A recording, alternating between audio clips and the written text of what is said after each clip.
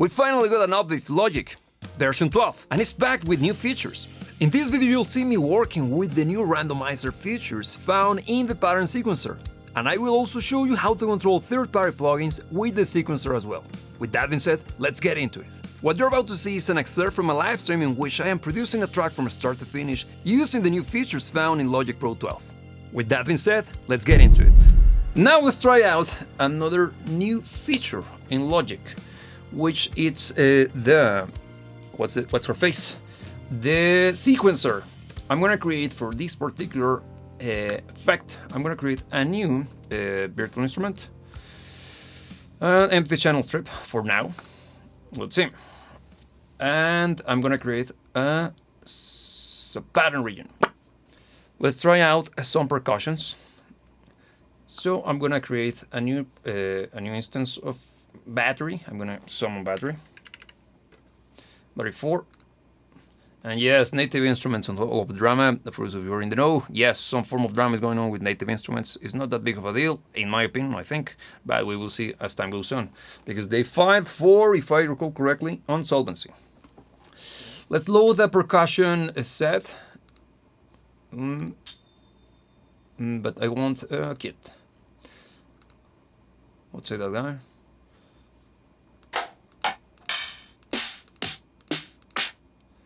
No, I want something a little bit more synthetic. That's too much. Let's try satin looks, but those are snares, I think.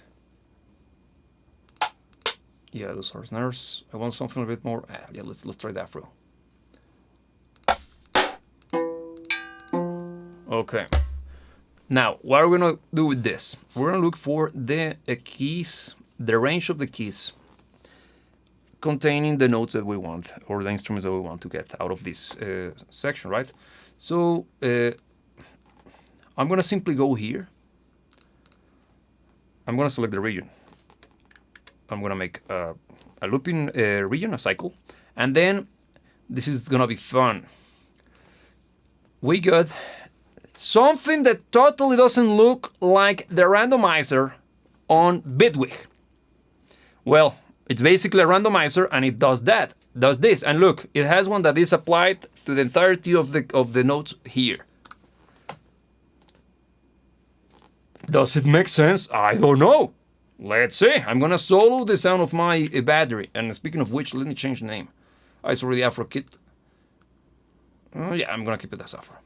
So let's see. Sounds like this.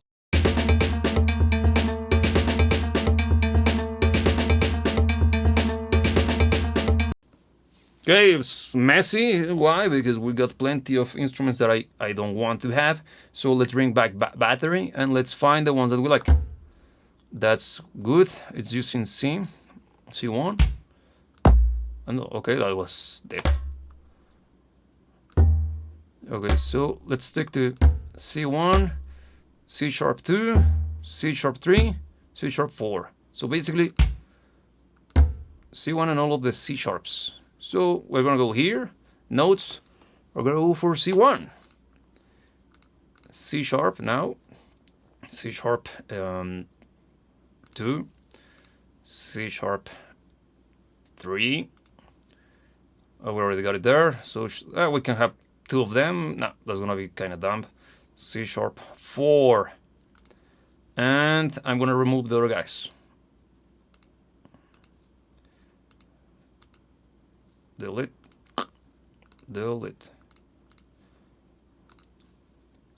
And according to the plan, let's see, that might be useful. I'm gonna leave a 5th instrument. It's right now triggering F#2. Let's see. Okay, it's a bell. Let's hear.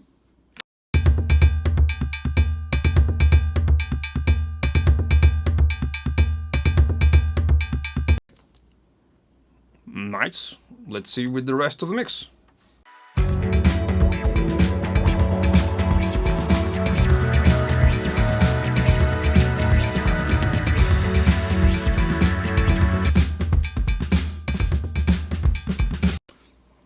Badass! But let's make it less robotic. So, when we click on this section, on this arrow, we now have access to the entirety of the different elements, and we can keep adding more if I think, yes, we can keep adding more of these bad boys. So, easily.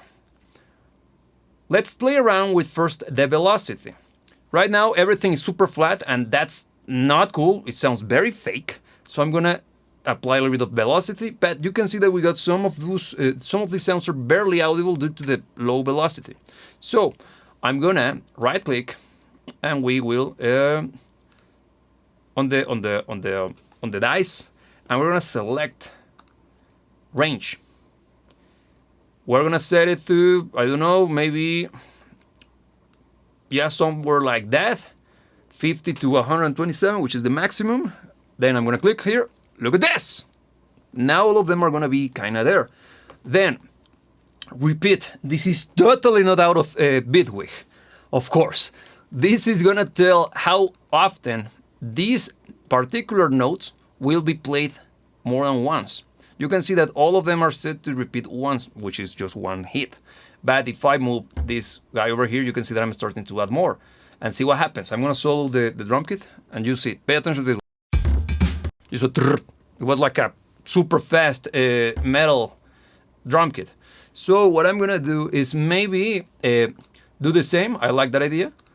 But I'm gonna add a little bit of, once again, the range is gonna be 1 to 2. Some of them will be like just like very fast, and I'm gonna add a probability of maybe 67%. And one thing, if you're over here, you don't have to get out of this particular contextual menu. You simply click on randomize repeat, bam, nice. So you can see that we already got some of those that will be repeating. Then tie, I don't know what that does. I haven't checked. Randomize tie. Randomize the values of the step in the room according to the probability amount. Let's say. Oh, it's how those are stuck together. Look at that. It changed the entire thing. Huh. On the gate, well, the hits. Now, chance. This is going to be interesting. This means that whenever the loop restarts, the region restarts, and this is actually very cool. This is totally, once again, not out of Bitwig. This will change, will add an element of luck to these sounds to be hit. So, for example, if I put it like chance of 25 all the way down to 100%, you'll see that some of these guys will be hitting. For example, this guy is going to happen only 56% of the time. This guy only 32, 63, 43. That means that every time that we play back this guy, this bad boy, chances are that this guy is not going to play. Let's see.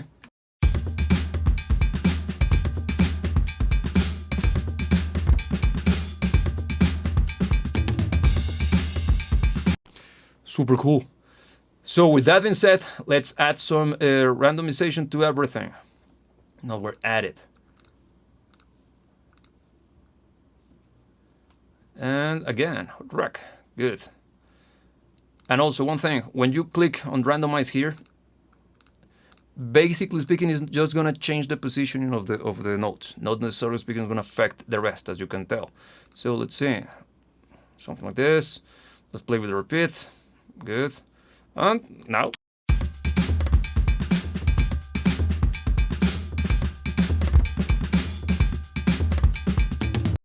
Nice, right?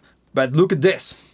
What if I tell you that we can actually apply modulation to something outside of using the step sequencer to something outside of the notes? We go here to automation. Look at that! Wow! We can assign this MIDI controller to one of the different elements of battery. But what if we try that on an effect? Let's insert a filter.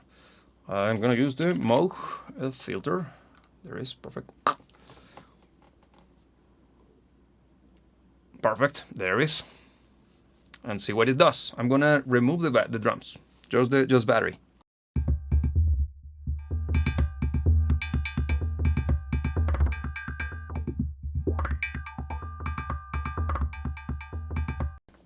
Okay, you get the gist, right? The idea is to add some form of color. So once we do this, let's create a new automation lane, and I'm gonna select main, let's see, instrument, battery, but it's only the bypass. I was hoping for this to be possible to affect. Or mini, no. Kind of lame, but no problem. Because if we go to battery, Jesus Christ, that's a problem. Finding the right one is gonna be a mess. How could we do this?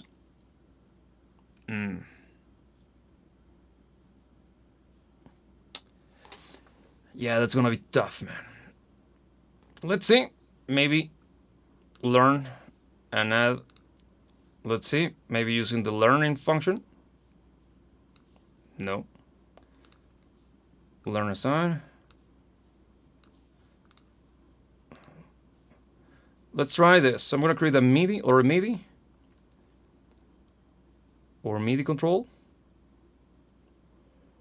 and then we're gonna use. Wait a second. Let me show you. This is gonna be nice. We're gonna use the smart controls. Over here we got the controls. As you can see, they are assigned to nothing. I'm gonna click over here, and I'm gonna change this guy to be. Let's see. Okay, no, this guy is not the one I want to have access to. Let's see. Be put no external assignment. Track, yeah. So because I will map this guy. Here it is, perfect. I'm gonna bring up the cutoff frequency of the mode.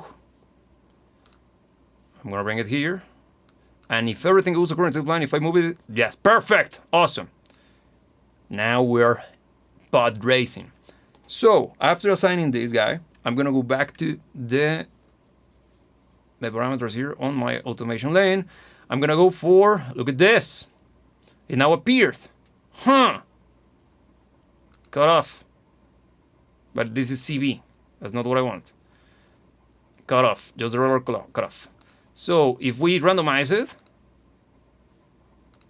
and the value, excellent. Look at this. I'm gonna add all sorts of, I'm gonna just fill it up, okay? And then I'm gonna randomize the values. I'm gonna bring back the effect and pay attention to the position of the cutoff point. This guy. He should move.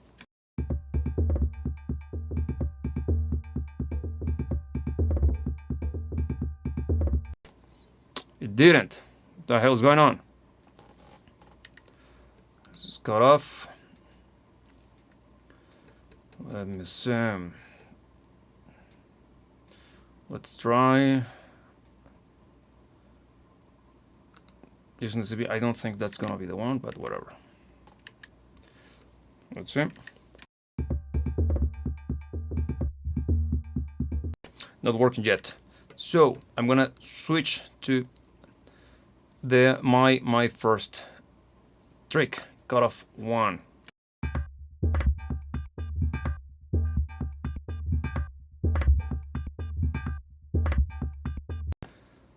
It's working. How? Why the first one didn't work and the second one did? I think it's because this is version 1 of this this Logic Pro 12 installment. So the one that worked is the one that I created by using the smart controls. See what happens with this knob as well.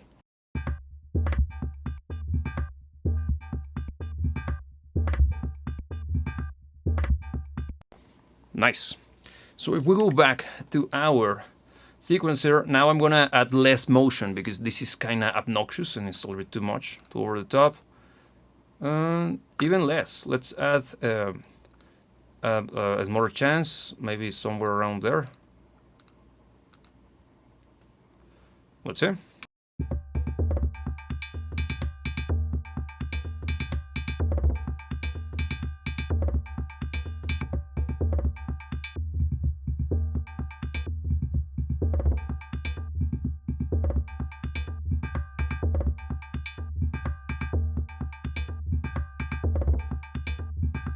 Nice.